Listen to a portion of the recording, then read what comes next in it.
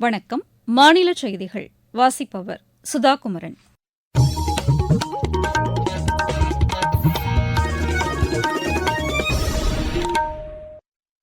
தலைப்புச் செய்திகள். வேளாண் துறையை மேம்படுத்தி விவசாயிகளுக்கான வாழ்வாதாரத்தை உயர்த்துவதற்கான நடவடிக்கைகளை மத்திய அரசு எடுத்துள்ளதாக பிரதமர் திரு நரேந்திர மோடி தெரிவித்துள்ளார். 2047ஆம் ஆண்டுக்குள் வளர்ச்சியடைந்த பாரதத்தை உருவாக்க சுற்றுலாத்துறை முக்கிய பங்காற்றி வருவதாக மத்திய அமைச்சர் திரு கஜேந்திர சிங் ஷெகாவத் கூறியுள்ளார். சென்னை கிண்டியில் 30 கோடி ரூபாய் செலவில் புனரமைக்கப்பட்ட சிறுவர் இயற்கை பூங்காவை முதலமைச்சர் திரு மு க ஸ்டாலின் இன்று திறந்து வைத்தார்.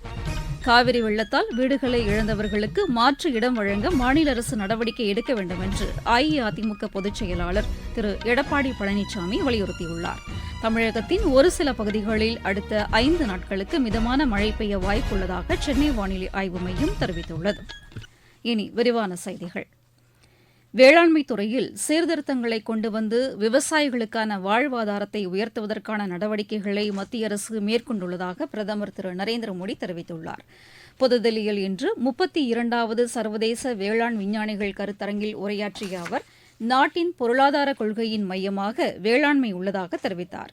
உள்நாட்டு தேவைகள் மட்டுமன்றி உலகளாவிய உணவு மற்றும் ஊட்டச்சத்து பாதுகாப்பை உறுதி செய்வதற்கான நடவடிக்கைகள் மேற்கொள்ளப்பட்டிருப்பதாகவும் அவர் கூறினார். தானிய வகைகள், பால், பருப்பு மற்றும் நறுமணப் பொருட்களை அதிக அளவில் உற்பத்தி செய்யும் நாடாக இந்தியா திகழ்கிறது என்று அவர் குறிப்பிட்டார். ரசாயனம் இல்லாத இயற்கை உரங்களை பயன்படுத்தி சாகுபடியை மேற்கொள்வதற்கு விவசாயிகள் ஊக்கப்படுத்தப்பட்டு வருவதாகவும், நடப்பு ஆண்டு பட்ஜெட்டில் இதற்கு முக்கியத்துவம் அளிக்கப்பட்டு நீடித்த வேளாண் வளர்ச்சிக்கான இலக்குகளை எட்டுவதற்கு முயற்சிகள் மேற்கொள்ளப்பட்டிருப்பதாகவும் திரு நரேந்திர மோடி தெரிவித்தார். 2047ஆம் ஆண்டுக்குள் வளர்ச்சியடைந்த இந்தியாவை உருவாக்குவதற்கான முயற்சிக்கு சுற்றுலாத்துறை முக்கிய பங்காற்றி வருவதாக மத்திய அமைச்சர் திரு கஜேந்திர சிங் ஷெகாவத் தெரிவித்துள்ளார். நொய்டாவில் இன்று நடைபெற்ற 7வது இந்திய சர்வதேச விருந்தோம்பல் கண்காட்சியை தொடங்கி வைத்து பேசிய அவர், சுற்றுலாத்துறையையும் விருந்தோம்பலையும் ஊக்குவிப்பதற்கான நடவடிக்கைகளை மத்திய அரசு மேற்கொண்டுள்ளதாக கூறினார்.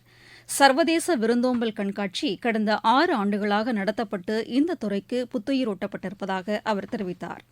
சுற்றுலாத்துறையில் எண்ணற்ற வாய்ப்புகள் உள்ளதாக தெரிவித்த அவர், இவற்றை ஆக்கப்பூர்வமாக பயன்படுத்திக் கொள்ள வேண்டும் என்று கேட்டுக் கொண்டார். சென்னை கிண்டியில் 30 கோடி ரூபாய் செலவில் புனரமைக்கப்பட்ட சிறுவர் இயற்கை பூங்காவை முதலமைச்சர் திரு மு க ஸ்டாலின் இன்று திறந்து வைத்தார். வனம் மற்றும் வன விலங்குகளை பற்றிய விழிப்புணர்வை குழந்தைகளுக்கு ஏற்படுத்தும் நோக்கில் கிண்டி சிறுவர் பூங்கா மறுவடிவமைக்கப்பட்டு பறவைகள், வண்ணத்துப் பூச்சிகள், விலங்குகள் உள்ளடக்கிய இயற்கை பூங்காவாக மாற்றியமைக்கப்பட்டுள்ளதாக மாநில அரசின் செய்திக்குறிப்பில் தெரிவிக்கப்பட்டுள்ளது. ஒருங்கிணைந்த யானைகள் கணக்கெடுப்பு அறிக்கை 2024ஐயும் முதலமைச்சர் இன்று வெளியிட்டார். கர்நாடகா, கேரளா, தமிழ்நாடு மற்றும் ஆந்திர பிரதேச மாநிலங்களின் எல்லையோர மாவட்டங்களை ஒருங்கிணைத்து இந்த யானைகள் கணக்கெடுப்பும் பணி மேற்கொள்ளப்பட்டது. இந்த கணக்கெடுப்பு அறிக்கையின்படி தமிழகத்தில் தற்போது யானைகளின் எண்ணிக்கை 3063ஆக அதிகரித்துள்ளதாக தெரிவிக்கப்பட்டுள்ளது. சாலைகளை தரமாக பராமரிக்க உரிய நடவடிக்கைகளை எடுக்க வேண்டும் என்று நெடுஞ்சாலைத்துறை அதிகாரிகளுக்கு மாநில அமைச்சர் திரு ஏவா வேலு உத்தரவிட்டுள்ளார். சென்னையில் இன்று சாலை பணிகளை ஆய்வு செய்த அமைச்சர், மழைக்காலங்களில் பொதுமக்கள் இடையூறு இல்லாமல் பயணம் மேற்கொள்ளும் வகையில் சாலைகளை பராமரிக்க வேண்டும் என்று அறிவுறுத்தினார். கிராமச் சாலைகள் மழைக்காலங்களில் அதிக பாதிப்புக்கு உள்ளாவதாகவும், இதனை முன்கூட்டியே கண்டறிந்து உரிய நடவடிக்கை எடுக்க வேண்டும் என்றும் அவர் தெரிவித்தார். சாலைகளுக்கு அருகே உள்ள ஏரிகள், குளங்கள், கண்மாய்கள் ஆகியவற்றில் நீர் நிரம்பி வழியும்போது சாலைகளுக்கு பாதிப்பு ஏற்படாத வகையில் உரிய பராமரிப்பு பணிகளை செய்திட வேண்டும் என்றும் அமைச்சர் கேட்டுக் கொண்டார். சென்னை, தஞ்சாவூர், கோயம்புத்தூர் மற்றும் மதுரை மாவட்டங்களில் மேற்கொள்ளப்பட்டு வரும் ரயில்வே மற்றும் உயர்மட்ட மேம்பாலங்கள் குறித்து ஆய்வு மேற்கொண்ட அமைச்சர் திரு ஏவா வேலு மேம்பாலங்களின் தரத்தை உறுதி செய்திட வேண்டும் என்றும் அறிவுறுத்தினார். மேட்டூர் அணையிலிருந்து அதிக அளவு தண்ணீர் வெளியேற்றப்படுவதால் காவிரி கரையோர மாவட்டங்களில் 50 மருத்துவ முகாம்கள் அமைக்கப்பட்டு முன்னெச்சரிக்கை நடவடிக்கைகள் மேற்கொள்ளப்பட்டுள்ளதாக மாநில மக்கள் நல்வாழ்வுத்துறை அமைச்சர் திரு மா சுப்பிரமணியன் தெரிவித்துள்ளார். அவர் இன்று வெளியிட்டுள்ள அறிக்கையில், வெள்ள நிலவரத்தை பொறுத்து காவிரி கரையோர பகுதிகளில் கூடுதலாக மருத்துவ முகாம்கள் அமைக்கப்படும் என்று கூறியுள்ளார். இந்த மருத்துவ முகாம்களில் சளி, காய்ச்சல், உயர் ரத்த அழுத்தம், சர்க்கரை அளவு பரிசோதனை செய்யப்பட்டு தேவைக்கேற்ப மருந்து, மாத்திரைகள் வழங்கப்பட்டு வருவதாக அவர் தெரிவித்துள்ளார். இந்த முகாம்களில் தேவையான மருந்துகள் கையிருப்பில் உள்ளதாக கூறியுள்ள அவர், விஷக்கடி, பாம்புக்கடி போன்ற பாதிப்புகளுக்கு அருகிலுள்ள அரசு ஆரம்ப சுகாதார நிலையங்களில் சிகிச்சை அளிக்கவும் ஏற்பாடு செய்யப்பட்டுள்ளதாக தெரிவித்துள்ளார். 108 அவசர ஊர்தி வாகனங்களும் மாவட்டந்தோறும் தயார் நிலையில் உள்ளதாகவும் திரு மா சுப்பிரமணியன் கூறியுள்ளார். நீங்கள் கேட்டுக்கொண்டிருப்பது மாநில செய்தி அறிக்கை. காவிரி வெள்ளத்தால் வீடுகளை இழந்தவர்களுக்கு மாற்று இடம் வழங்க மாநில அரசு நடவடிக்கை எடுக்க வேண்டும் என்று அஇஅதிமுக பொதுச் செயலாளர் திரு எடப்பாடி பழனிசாமி வலியுறுத்தியுள்ளார்.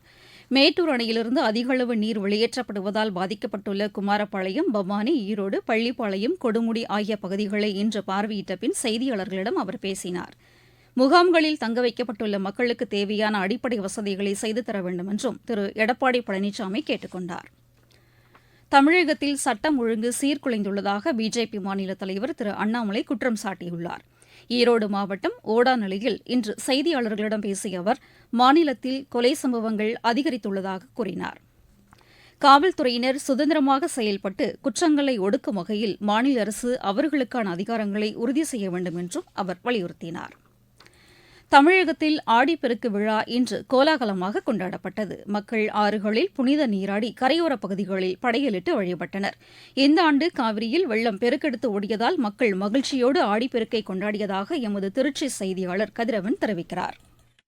ஆடி 18ஆம் நாளான இன்று திருச்சி ஸ்ரீரங்கம் அம்மா மண்டபம் காவிரி ஆற்றின் கரையில் தண்ணீர் கரைபுரண்டு ஓடி வருவதால் ஏராளமான புதுமண தம்பதியினர் பெற்றோர் உறவினருடன் வருகை தந்திருந்தனர். காவிரி தாயை படையலிட்டு வழிபட்டு செய்தனர். மேலும் புதுமண தம்பதியினர் தாங்கள் திருமணத்தின் போது அணிந்த மாலைகளை ஆற்றில் விட்டும் புனித நீராடி பொங்கி வரும் காவிரி பூண்டு தங்கள் வாழ்வும் பெருகவும் காவிரி பெருக்கெடுத்து ஓடுவது போல் மகிழ்ச்சி நிலைக்கவும் மாங்கல்யம் பெருகவும் வாழை இலையிட்டு பூ, குங்குமம், வெற்றிலை, பழம், மங்கள பொருட்களை கொண்டு வழிபாடு செய்து பெற்றோர்களிடத்து ஆசை பெற்று தாலி மாற்றிக் கொண்டனர். தமிழகத்தின் ஒரு சில பகுதிகளில் அடுத்த 5 நாட்களுக்கு மிதமான மழை பெய்ய வாய்ப்புள்ளதாக சென்னை வானிலை ஆய்வு மைய இயக்குநர் திரு செந்தாமரை கண்ணன் தெரிவித்துள்ளார். நீலகிரி, செங்கல்பட்டு, விழுப்புரம், திருவண்ணாமலை மாவட்டங்களில் ஒரு சில பகுதிகளில் அடுத்த 2 நாட்களுக்கு கனமழை பெய்யக்கூடும் என்றும் அவர் கூறியுள்ளார். வானிலை முன்னறிவிப்பை பொறுத்தவரை தமிழகம், புதுவை மற்றும் காரைக்கால் பகுதிகளில் அடுத்த 5 நாட்களுக்கு ஒரு சில இடங்களில் இடைமின்னலுடன் கூடிய லேசானது முதல் மிதமான வரை மழைக்கு வாய்ப்புள்ளது. கனமழையை பொறுத்தவரை அடுத்த 2 நாட்களுக்கு செங்கல்பட்டு, விழுப்புரம், திருவண்ணாமலை உள்ளிட்ட மாவட்டங்களிலும் நீலகிரி மாவட்டத்திலும் ஓரிரு இடங்களில் கனமழைக்கு வாய்ப்புள்ளது. சென்னை மற்றும் புறநகர் பகுதிகளில் அடுத்த 2 நாட்களுக்கு வானம் ஓரளவு மேகமூட்டத்துடன் காணப்படும். நகரின் ஒரு சில பகுதிகளில் இடைமின்னலுடன் கூடிய லேசானது முதல் மிதமான வரை மழைக்கு வாய்ப்புள்ளது. மாவட்டச் செய்திகள். திண்டுக்கல் மாவட்டம் பழனியில் அனைத்துலக முத்தமிழ் முருகன் மாநாடு இம்மாதம் 24, 25 தேதிகளில் நடைபெறவுள்ளதை அடுத்து இன்று நடைபெற்ற கால்கோள் விழாவில் மாநில இந்து அறநிலையத்துறை அமைச்சர் திரு சேகர்பாபு கலந்து கொண்டார். திருப்பத்தூர் மாவட்டத்தைச் சேர்ந்தவர்கள் நவீன சலவையகம் மற்றும் ஆயத்த ஆடையக உற்பத்தி அலகு அமைப்பதற்கு பிற்படுத்தப்பட்டோர் மற்றும் சிறுபான்மையினர் விண்ணப்பிக்கலாம் என ஆட்சியர் திரு தர்பகராஜ் தெரிவித்துள்ளார். கேரள மாநிலம் வயநாட்டில் நிலச்சரிவில் பாதிக்கப்பட்ட மக்களுக்காக தருமபுரியில் உள்ள தன்னார்வ அமைப்பு 7 லட்சம் ரூபாய் மதிப்பிலான நிவாரணப் பொருட்களை ஆட்சியரிடம் வழங்கினர். நாகை மாவட்டம் வேளாங்கண்ணி சிறப்பு நிலை பேரூராட்சி மற்றும் பேட்டைக்காரனிருப்பு ஊராட்சி ஒன்றிய பகுதிகளில் இன்று புதிதாக கட்டப்பட்ட நியாய விலைக் கடைகள் திறந்து வைக்கப்பட்டன. திண்டுக்கல்லில் இன்று நேரிட்ட சாலை விபத்தில் 2 குழந்தைகள் உட்பட 4 பேர் உயிரிழந்தனர். திருவள்ளூர் மாவட்டம் கிராண்ட் லைன் ஊராட்சியில் பிளாஸ்டிக், பெயிண்ட், மருந்து உள்ளிட்ட 100க்கும் மேற்பட்ட பொருட்களை உற்பத்தி செய்யும் தொழிற்சாலைகளின் உரிமையாளர்கள் பங்கேற்ற ஆலோசனைக் கூட்டம் காவல்துறை ஆணையர் திரு சங்கர் தலைமையில் இன்று நடைபெற்றது. விருதுநகர் மாவட்டம் சிவகாசியில் பட்டாசு ஆலையின் ஊழியர்களை பயிற்சிக்கு அனுப்பாத 98 பட்டாசு ஆலைகளுக்கு அபராதம் விதித்து தொழில் பாதுகாப்புத்துறை அதிகாரிகள் அதிரடி நடவடிக்கை எடுத்துள்ளனர். விளையாட்டுச் செய்திகள். பாரிஸ் ஒலிம்பிக் ஹாக்கி போட்டிக்கான காலிறுதி ஆட்டங்களில் பங்கேற்கும் அணிகள் இறுதி செய்யப்பட்டுள்ளன. நாளை நடைபெறவுள்ள காலிறுதி ஆட்டங்களில் இந்தியா இங்கிலாந்தை எதிர்கொள்கிறது. மகளிர் 25 மீட்டர் துப்பாக்கிச் சுடும் போட்டியின் இறுதி ஆட்டத்தில் இந்தியாவின் மனு பாக்கர் 4வது வந்து பதக்கம் பெறும் வாய்ப்பை தவறவிட்டார். வில்வித்தை போட்டியில் இந்தியாவின் தீபிகா குமாரி காலிறுதியில் தோல்வியடைந்தார். போர்ச்சுகலில் நடைபெற்று வரும் சர்வதேச சேலஞ்சர் டென்னிஸ் போட்டியில் இந்தியாவின் ராம்குமார் ராமநாதன், இங்கிலாந்தின் ஜோஷுவா பாரிஸ் இணை இறுதியாட்டத்திற்கு முன்னேறியுள்ளது. மீண்டும் தலைப்புச் செய்திகள். வேளாண் துறையை மேம்படுத்தி விவசாயிகளுக்கான வாழ்வாதாரத்தை உயர்த்துவதற்கான நடவடிக்கைகளை மத்திய அரசு எடுத்துள்ளதாக பிரதமர் திரு நரேந்திர மோடி தெரிவித்துள்ளார். 2047ஆம் ஆண்டுக்குள் வளர்ச்சியடைந்த பாரதத்தை உருவாக்க சுற்றுலாத்துறை முக்கிய பங்காற்றி வருவதாக மத்திய அமைச்சர் திரு கஜேந்திர சிங் ஷெகாவத் கூறியுள்ளார். சென்னை கிண்டியில் 30 கோடி ரூபாய் செலவில் புனரமைக்கப்பட்ட சிறுவர் இயற்கை பூங்காவை முதலமைச்சர் திரு மு க ஸ்டாலின் இன்று திறந்து வைத்தார். காவிரி வெள்ளத்தால் வீடுகளை இழந்தவர்களுக்கு மாற்று இடம் வழங்க மாநில அரசு நடவடிக்கை எடுக்க வேண்டும் என்று அஇஅதிமுக பொதுச் செயலாளர் திரு எடப்பாடி பழனிசாமி வலியுறுத்தியுள்ளார். தமிழகத்தின் ஒரு சில பகுதிகளில் அடுத்த 5 நாட்களுக்கு மிதமான மழை பெய்ய வாய்ப்புள்ளதாக சென்னை வானிலை ஆய்வு மையம் தெரிவித்துள்ளது. இத்துடன் இந்த செய்தியறிக்கை நிறைவடைந்தது.